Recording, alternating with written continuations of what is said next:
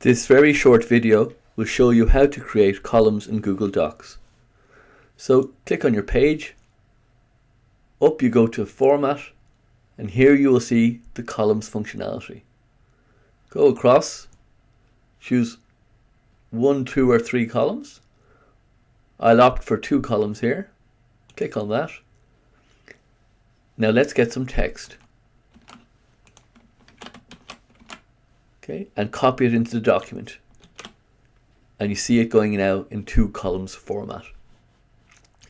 If we'd like to put a little line to sharpen the edge between the 2 columns, we can go up to Format, back to our columns functionality, and then click on More Options.